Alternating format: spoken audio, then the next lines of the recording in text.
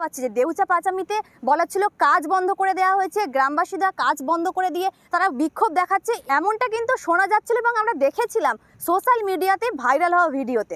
কিন্তু আমরা আজ দেউচা পাচামিতে উপস্থিত, দেউচা পাচামিতে এসে আমরা যেটা দেখতে পাচ্ছি এবং আপনাদেরকেও দেখাবো যে রীতিমতো কাজ কিন্তু চলছে এবং সেই সাথে যে এলাকায় যে দেউচা পাচামিতে দাঁড়িয়ে যে কাজটা আমরা দেখতে পাচ্ছি তার আশেপাশে কিন্তু 1 থেকে 1.5 কিলোমিটার পর্যন্ত জনমানবহীন এলাকা বলা চলে, কারণ আশেপাশে কোনো রকম মানুষের স্থায়ী বসতি বা কোনো বাড়িঘর পর্যন্ত আমরা দেখতে পাচ্ছি না। বর্তমানে সোশ্যাল মিডিয়ার যুগে কিছু অসাধু ব্যক্তি বা গোষ্ঠী উদ্দেশ্য প্রণোদিতভাবে কোনো ঘটনাকে রং লাগিয়ে এক ব্যাপকভাবে প্রচার চালিয়ে জনমানসে এক ভুল বা ভ্রান্ত ধারণা করার চেষ্টা করে চলেছে, যা কিনা বলার অবকাশ রাখে না। ঠিক সেরকমই ঘটনা দেখা গেল দেউচা পাচামির ক্ষেত্রেও। বেশ কয়েকদিন ধরেই লাগাতার অপপ্রচার যে দেউচা পাচামিতে নাকি সাধারণ মানুষের বসতি উচ্ছেদ করা হচ্ছে। কিন্তু একবার ভেবে দেখুন তো, এই যে ফুটেজটা আপনারা দেখতে পাচ্ছেন, যত দূর চোখ যাচ্ছে আশেপাশে কি আপনারা কোনো নির্দিষ্ট বাড়ি বা কোনো মানুষের বসতি দেখতে পাচ্ছেন? একেবারেই কিন্তু তা নয়। তাহলে ভাবুন একবার, যেখানে মানুষের বসতি বা বাড়িঘর নেই সেখানে তাহলে বাসস্থান উচ্ছেদ কি করে হয়? এরপর আরেকটি ন্যারেটিভ কিন্তু ছড়িয়ে দেওয়া হয়েছিল যে দেউচা পাচামিতে নাকি সম্পূর্ণভাবে কাজ বন্ধ করে দেওয়া হয়েছে এবং কাজ বন্ধ করেছে নাকি এলাকারই সাধারণ বিক্ষুব্ধ জনগণ।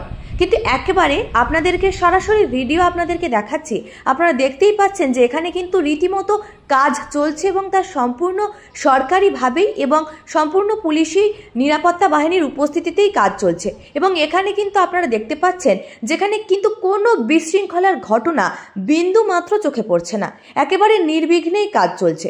এবং এ প্রসঙ্গে বেশ কয়েকজনের সাথে কথা বললে তারা কি বলছে শুনুন। এখনো অবধি একটা গ্রাম উচ্ছেদ হয়নি। যেখানকার বাসিন্দা সেইখানেই আছে। আপনি কি চাইছেন? আরও কি প্রজেক্ট হোক, সবাই আর ধারে পাশের লোক, গ্রামের লোক আরও কাজ পাবে, কাজ করবে।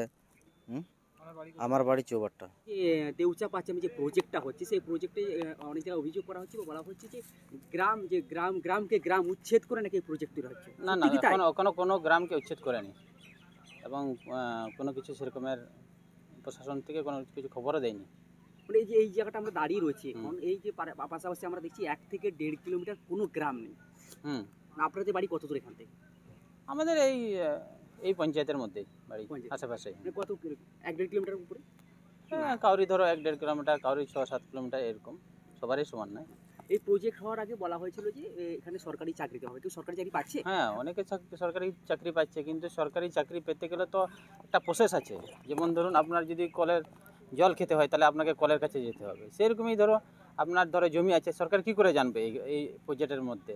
সেই জমিগুলো ধরো আপনাকে সরকারের কাছে খতিয়ানগুলোকে প্রেস করতে হবে, সেই অনুযায়ী আপনার ভেরিফিকেশন হবে, যে সরকারের যে প্রসেস আছে সেই প্রসেসের মধ্যে হবে। যে ভাত ধরো আমরা যে রান্না করি সেটাও ধরো যে এখনই চাপালাম যে রান্না হয়ে যাবে, সেরকম নয়। বলছে কাজ বন্ধ হয়ে গেছে, আসলেই তাই? কাজ কিছু লোক ধান্দা করার জন্য মানে প্রজেক্টটাকে বন্ধ করার চেষ্টা করছে। বাইরের লোকের কাজ নাই, ধান্দা নাই। এইখানকার যারা আদিবাসী লোক আছে তাদের কোনো মানে কাজে হেল্প করবে সেরকম লোক নাই, মানে গোঁজা লাগাবে সেরকম লোক আছে। যে এখানে যে বাইরের লোকগুলো আছে যারা মানে বলছে যে আমি খুব নেতা, বিভিন্ন রকম আমি লোকের সেবা টেবা করি, তারা এসে বলছে না যে কোনো গরিব মানুষের একটা মানে জমিটাকে ঠিক করে দিই, মানে যেন চাকরিটা সেই আদিবাসী লোকটা পাক, সেরকম কেউ নাই। জানলে ওরা সেই পিছনে লাগাবার ধান্দা আছে। এই প্রজেক্ট এই কিছু মানে যারা মানে বহিরাগতগুলো আসছে।